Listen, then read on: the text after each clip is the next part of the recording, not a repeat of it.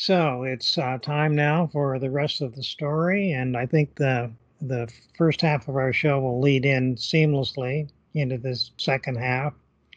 Uh, I have with me on Skype our Green Party nomination for Senate, challenging Jeff Merkley, and I think with very good cause.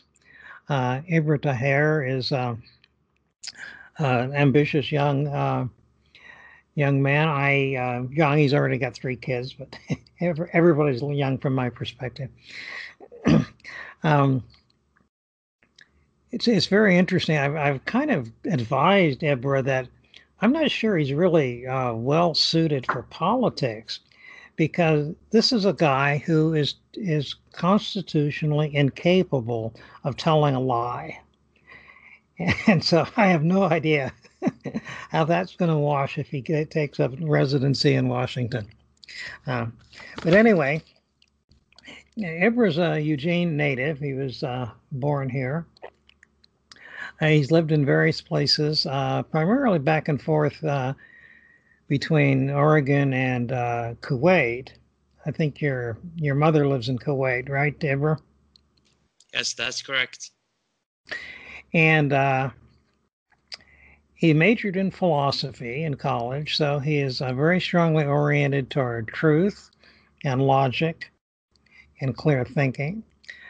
And currently, he's looking at earning enough money to go for a PhD. So, did I cover the essentials, Ibra? Yeah, that's correct. Okay. Well, I consider myself an old man right now with 3 kids, anyhow. And with regards to the lies, that was really something that I thought in very length and very really confusion about it because people compromise themselves when they win a seat because they want to keep it, and they start then convincing themselves that I'm doing a very good job, and small minor lies doesn't matter. So I was thinking about that, how people change from being honest before getting elected, and then after they being elected really compromise themselves slowly until they become the criminals that they once were warning the people from. And I hope I don't become that person if I win. And I hope people would help me, maybe um, reminding me of my words right now. Reminding you of your goals and your principles and holding your feet to the fire. So, what got you into this ambition to? Um, Well, this sort of an ambition or a dream that started really from a young age. Yeah, as you mentioned, I majored in philosophy, and in philosophy, when I started my journey, it was focused on moral philosophy, and particularly, it was really trying to understand what is wrong with our society. So that passion about society, correcting our society, fixing our problems, really started from a young age, even before college. And I thought that our problems stems from the value system that we have, which is theoretical. If we fix it, then um, practically we can fix our problems. So that was my intention from going into politics. And when I started to really research our problems, try to find out the truth about what's going on, I realized it's not about the theory, it's not about the idea, it's not about the system that we have in general. Practically, which is politics, it is a practice of our values. Um it is where we can really apply these theories, and we don't have people that really can apply these theories, these utopian theories, because of conflict of interest, greed, and other like illnesses, let's say. This is what prohibits people from applying what they learn of values, of moralities, of ethics, from applying them on their real life. So this is what now I'm trying to do. I think I've covered a lot of theoretical learning and researching now. I think we need to apply it, and I saw a chance.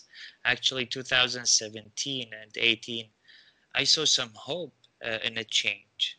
Um, Usually, I was one of the people who's boycotting, really boycotting any politics in my life. I don't care about politicians. I follow them. I just like observe them, but I don't get involved because I thought there is no way that we can change it, and I don't think that I was wrong before. But when I saw hope in 2017 and 16, which is mainly related to the public awareness of the reality of the uh, situation that we have. I saw an increase of awareness in our foreign policy.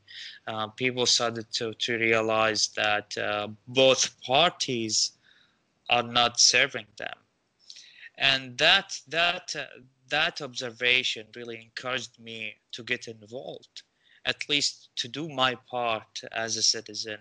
I think each one of us, all of us, we have responsibilities, and if you don't see that there is an issue if you don't see that there's an issue that need to be fixed, someone really stood up and said, I will fix it. If no one is there trying to do that, I think it is your responsibility to do it. And this is what I did. This is what got me in politics, which I really hate in general. Well, you looked at the existing politicians and you didn't like what you saw. And there are certainly very few role models for an honest person to follow who wants to get into politics.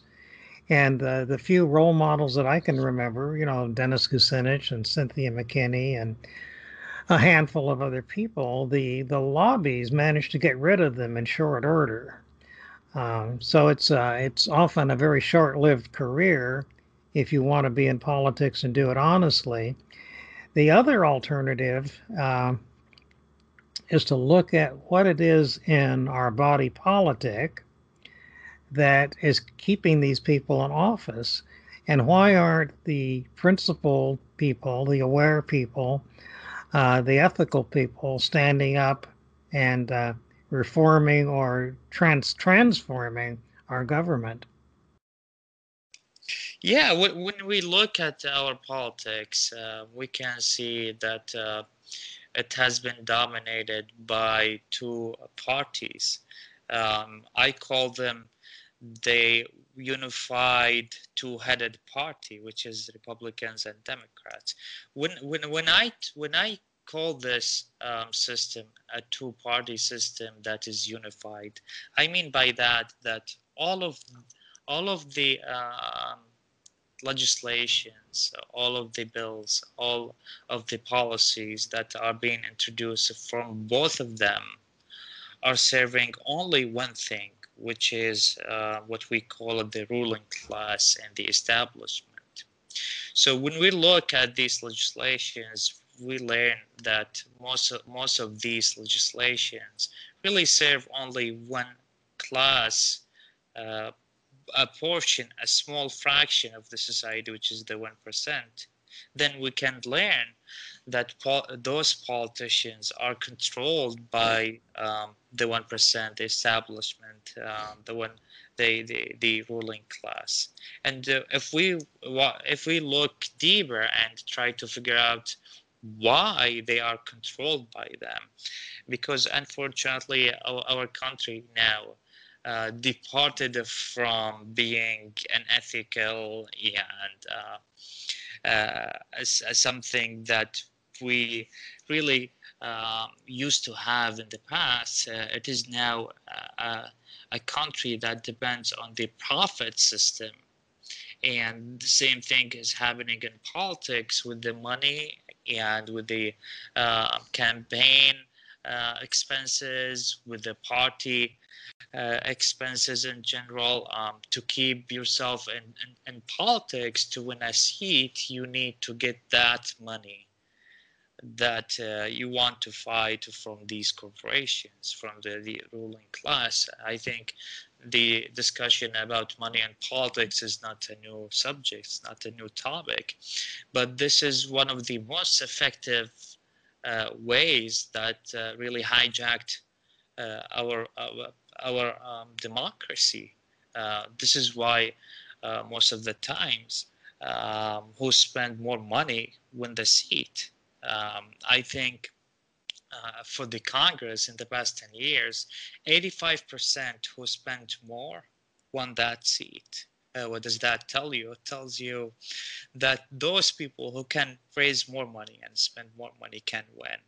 And you know, when you look at one of the vital statistics, that 78% of the people live from a paycheck to a paycheck, which means that those 78% of the people who live from a paycheck to a paycheck will not participate with their money in politics, will not really spend as much as corporation can. So therefore, those 78% of the people cannot participate in the democracy that they want. This is why we are controlled by those who have more money. Why we don't have democracy? Because the people don't have the power to elect who they want. So this is a huge problem, and politicians understand that. This is really an incentive to be a corrupt politician, to ignore the people. People have really greed and ambitions. And if someone like this decided to go into politics, this is what they have to do, to ignore the people and serve those people who can support them financially. And there are a lot of other reasons, but this is mainly what we need to be focused on. Until we resolve it, we can have different discussions about the mentality, the mindset of the people, because there's a crucial and harsh reality that we need to look at. The Congress, the government is a product of our society. So we are producing these people. Someone have to stand here and take a step back and think, why are we producing the same people? Why are we producing people who does not serve us? Why our society is producing these examples? And this is very harsh. Well, you know, this is going to lead in a couple directions here, this conversation. First of all, you're suggesting that we actually don't have a democracy, and that if the people aren't getting what they want, then we don't have a democracy. In fact, the majority of American citizens want to end these wars, but the wars keep going. The majority wants a universal health care, but we don't have it. We're the only developed country in the world that doesn't have that. The majority of people would like to be able to send their kids to college without going into massive debt. The other developed countries all have that. We don't. And we need to, I think the majority now also is very concerned about climate change and wants to see much more aggressive actions to abate the effects of that. So why is it that the people are getting nothing of what they want, and yet they don't seem to be aware of that. They don't seem to care. They don't seem to recognize. Or is that even true? Over 50% right now of the American public do not identify as either Republicans nor Democrats. And they don't trust the media and they don't trust the government. So that's the breach that I think you want to step into, isn't it? Yeah, that's correct. And here's a good point that we can start our conversation from. Change usually happen with an estimation of the desire of 20% of the population. And when we look now, we have about 24% identify themselves as Republicans, and about 26% of the whole population identify themselves as Democrats.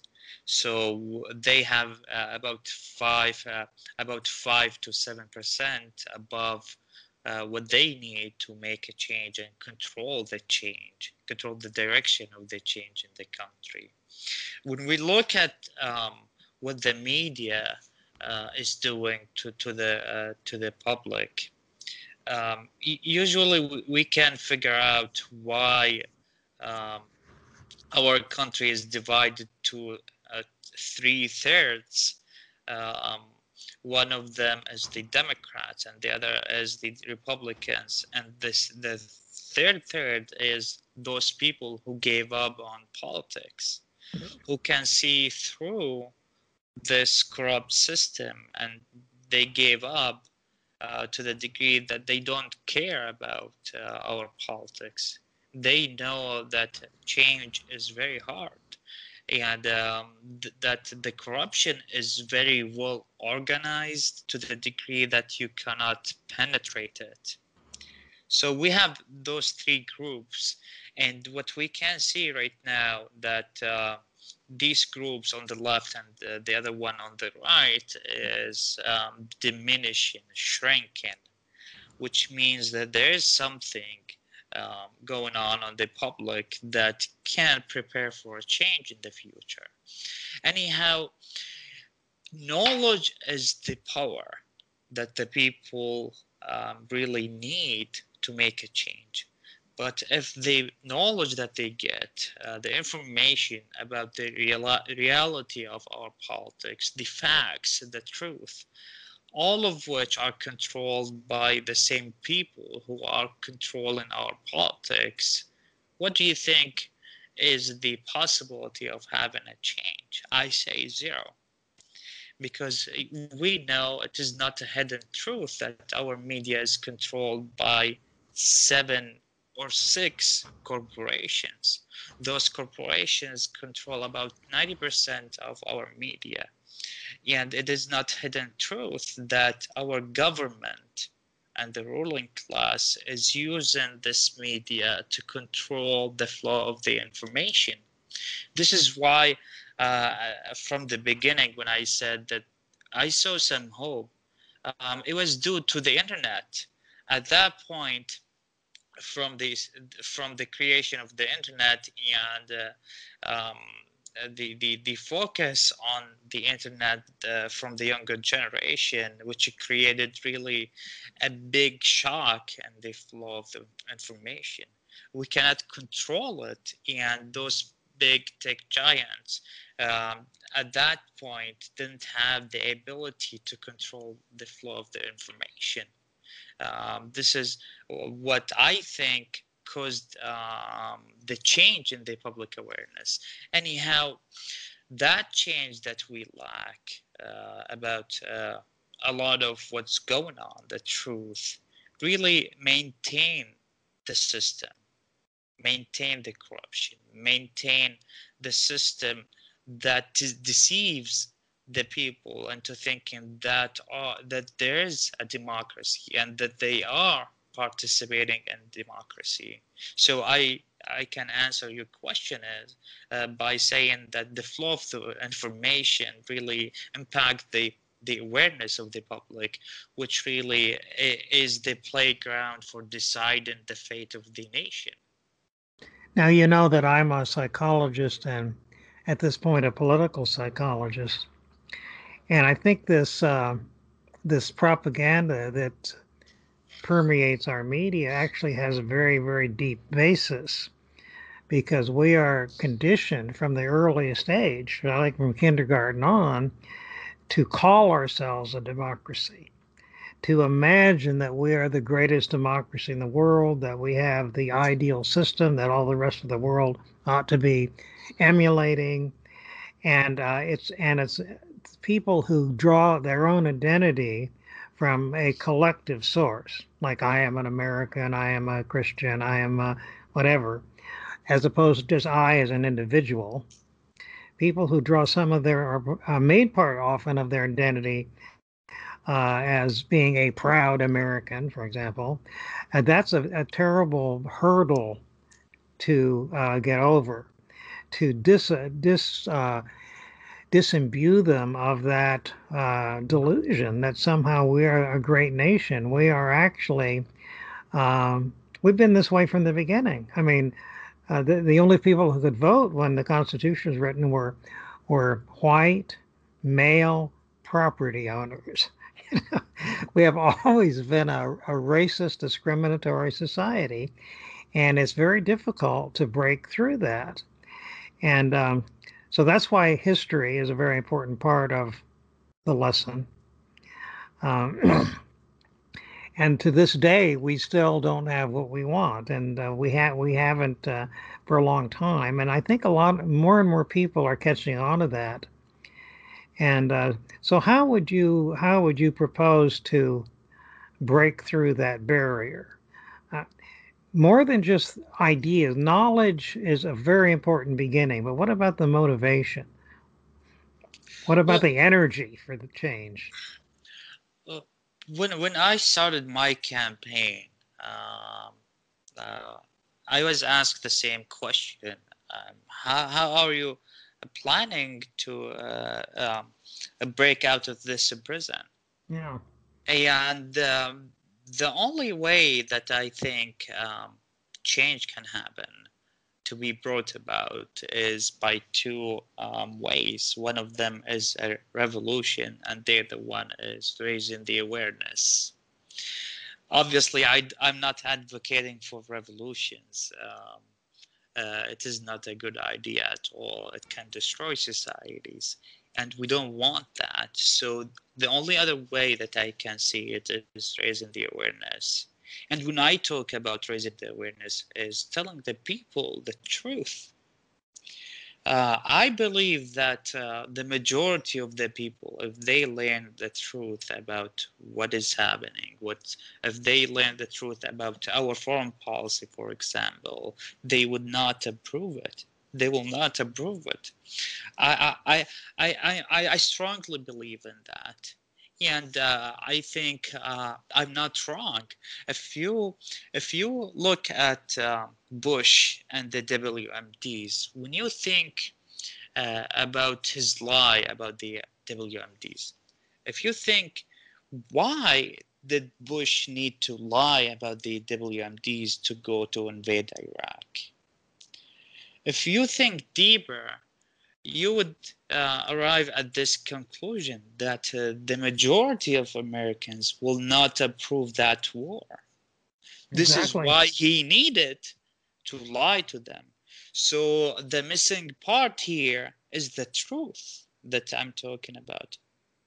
So even with that doctrination that you've touched on, which is we are a great society, we are a great country, and we get to do whatever we want, here people would stop and say, no, we don't get to do whatever we want if that what we want violates other people's rights, other nations' rights.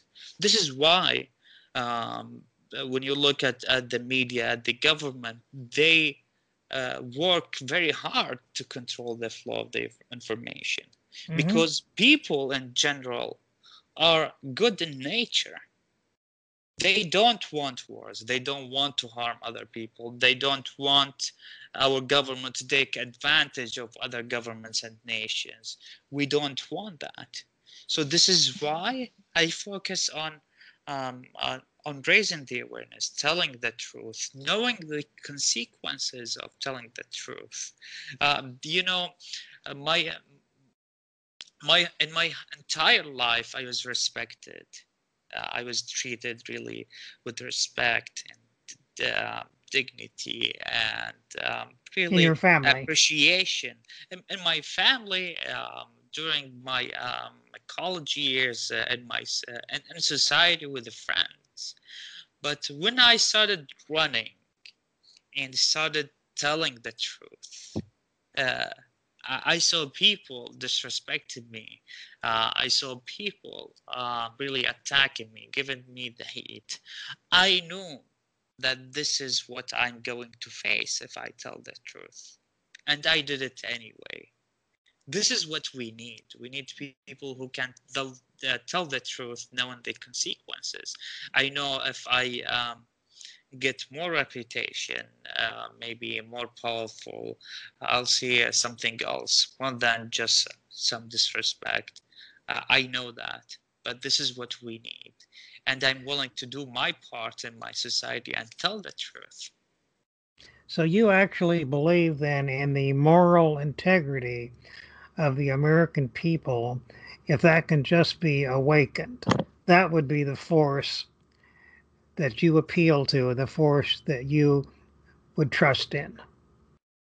Of course, and I depend on two other factors here, which is the status, the condition of our society and our country right now. You know, when I talked about revolutions and change, there are two factors throughout history. We can find them. And every change has happened, in every major change, which is economic um, deterioration and injustice. We have both. Mm-hmm. So the people are ready to change, and Right. you can measure it by different ways and methods right now. You mentioned one of the statistics about people are not identifying themselves as Democrats or Republicans. You talked about the majority of the people want to end wars. The majority of the people want universal health care. The majority of the people disapprove the practices of our Congress right now and our policies. So you're talking about people who are ready to change. Right. But every time when a change really um, comes to the people attention, the media attention, it gets hijacked and diverted and integrated into the same system that we are fighting.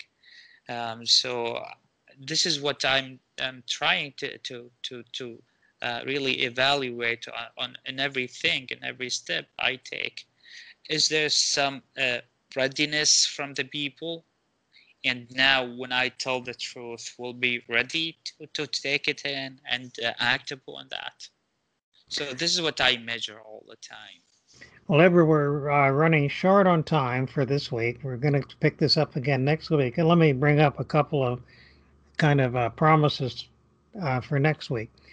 Um, you're running against Jeff Merkley. And so next week, let's go into looking at Jeff Merkley's actual record and what he is not doing that he should be doing, and the ways in which you would totally alter that vote in the Senate. The second thing you talked about the economic pressure and economic distress as a prelude to I would call revolutionary change. That doesn't mean an armed revolution, but really a revolutionary transformation of our society. And right now, this COVID thing is COVID 1984. We call it COVID-19, as government calls it, is really created enormous distress for millions of people.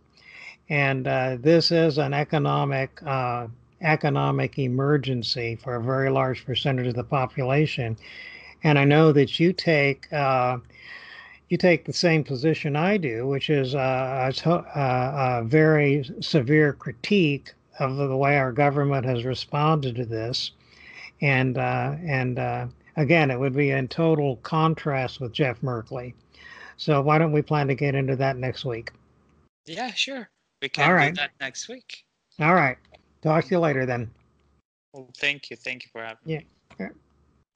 So that'll do it for tonight, folks. And we'll take this up soon in the future.